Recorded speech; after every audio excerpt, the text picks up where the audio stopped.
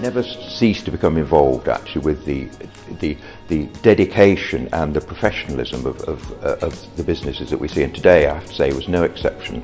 I think they were quite outstanding, and it's very difficult to choose between between the categories. I chose to become involved in the Family Business Awards because I was a finalist last year, and I've seen it as a way of giving something back to something I'd already been involved in.